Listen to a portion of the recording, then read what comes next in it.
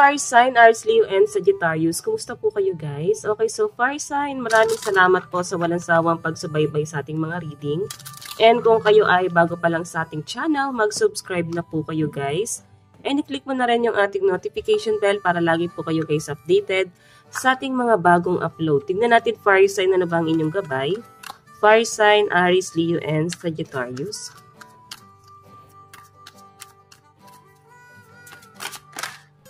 Okay.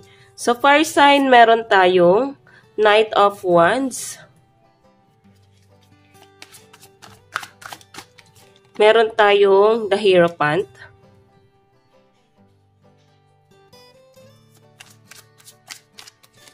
Meron tayong Four of Swords. Okay. Okay, so fire sign, sa pinapakita sa akin dito, maaaring ikaw ay naguguluhan ngayong araw kung aalis ka ba. Maaari kasing meron kang pupuntahan, pwede may nakapangako ka na may kikitain ngayon or nakapangako ka na a-attend ka doon. Pwedeng gatherings, event, celebration. Yung iba kasi sa inyo guys, maaaring puyat talaga. May nasisense din ako dito guys na may mga transaction ngayong araw ang mga fire sign kahit na Christmas, no? Parang ang dami nyo guys inaasikaso. Okay, ayan no, may mga kakausapin kayo. So I think mayroon po kayong nakaka-transaction. Siguro patungkol to sa bills, sa bahay, pwedeng sa connection, pwedeng sa kuryente, pwedeng sa internet. Ayan, so I think napakahirap guys ng proseso sa pinapakita rito. Kung naman to mga bagay na ipaprocess mo ngayon, inaasikaso mo ngayon. Okay? So, tingnan natin ang fire sign. Ano tong Knight of Wands?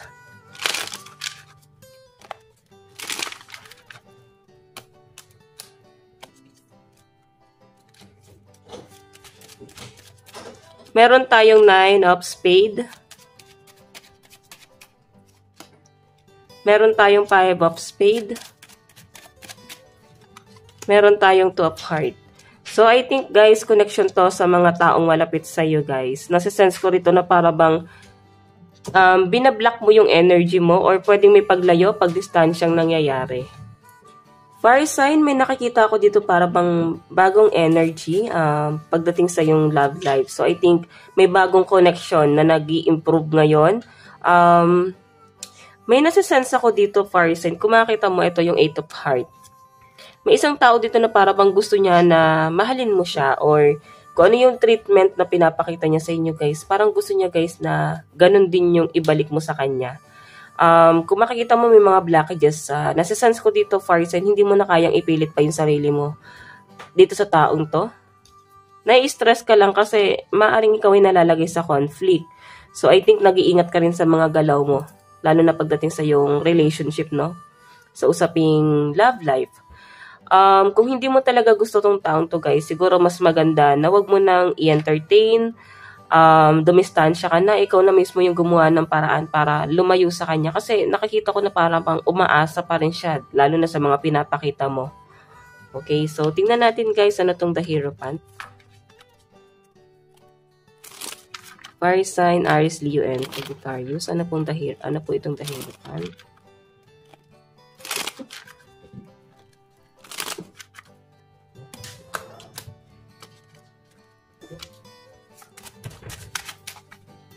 Fire sign, Aries, Leo, and Sagittarius. So guys, meron tayong Six of Hearts. Two of Hearts. Yung iba sa inyo guys, may nasa-sense ako dito na maaaring may bago, no? New love interest na paparating sa inyo. Napakaganda nung nasa-sense ko dito kasi para bang, alam mo yung feeling na maraming nag-a-admire sa'yo. And I think itong tao na to na tinitignan mo, napupusuan mo rin siya. Okay? Nakikita ko rin na walang judgment sa taong to guys. Kung ano mang meron ka ngayon, tinatanggap niya yon, fire sign. And sa nasa-sense ko nga dito guys, baka nga kilala mo na siya or kaibigan mo dati na. Hindi mo lang siya gano'n napapansin kasi wala pang relationship dito pero may Eight of Hearts eh. Pwedeng hindi mo lang siya napapansin or hindi kanya napapansin dati. Pero ngayon guys, parang nakikita ko dito may pag-uusap ulit sa inyo. Ayan no. Okay? So, titingnan pa natin guys. Nasa inyo yan guys. May nakikita akong bagong connection dito. So, wag mong pigilan yung sarili mo na kumilala ng bago. Yung iba sa inyo guys kasi tinanggap mo na single ka or masaya ka na ng mag-iisa. Okay, tingnan natin guys. Ano naman tong Four of Swords?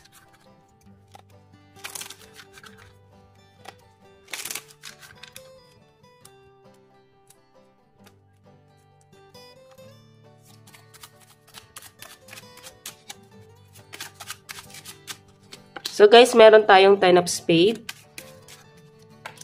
Meron tayong Jack of Heart. Meron tayong Six of Flowers. So guys, nakikita ko na ngayong araw ay maaaring ikaw ay may pangungulilang nararamdaman. May nasasense ako dito na maaaring may pag-uwi sa probinsya or pwedeng kung may mga anak or malayo ka sa family, pwedeng OFW, namimiss mo sila, no? May nakikita akong travel sa inyo, guys. And siguro sobrang excited ka na dito sa travel na to, sa pagbiyahe. Yung iba sa inyo, guys, na single dito, siguro nape-pressure ka. Parang gusto mo nang magkaroon ng sariling pamilya, magkaroon na ng anak, kasi siguro na pinipressure ka ng family mo din. Okay, so tingnan natin, ano naman pagdating sa love life mo. Okay. Love life naman po ni Fire Sign. So, Fire Sign, meron tayong Nine of Swords.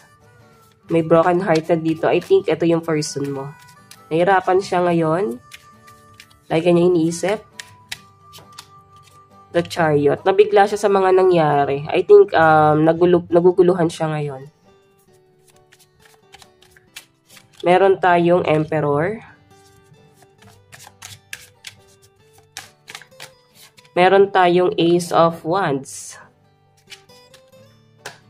So, sa nasa-sense ko dito, itong taong to guys, may pangungulila sa inyo. Okay, nakikita ko na nasa malayo siya. Para bang nababalisa siya ngayon, kakaisip sa inyo. Medyo mataas ang pride nitong taong to guys. Hindi pa rin siya guys magbababa ng pride niya. Wala ko nakitang communication dito pero iniisip ka ng taong to, Fire Sign. Ayan, siguro nagkakaroon siya ng matinding regret or pwedeng kakaisip sa inyo guys, minsan nahihirapan siyang matulog. Okay, so tingnan natin guys anong inyong advice. Meron tayong anger. So I think may pagtatalong nangyari talaga dito. Tumatatak pa rin sa isip ng mga Fire Sign yung huling pagtatalong nangyari sa inyo itong person na to. Tingnan pa natin. So Fire Sign, meron tayong you.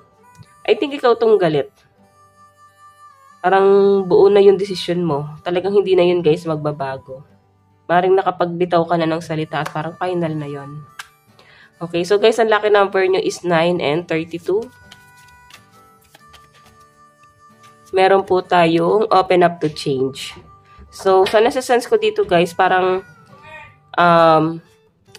okay, so I think Fire Sign, siguro kailangan i-appreciate mo yung mga bagay na meron ka, maliit or malaking bagay man yan guys. Kasi no, practice gratitude. Parang pinaghahanda ka dito ni Universe para sa malaking pagbabagong mangyayari sa inyo guys. Surpresa to para sa inyo guys.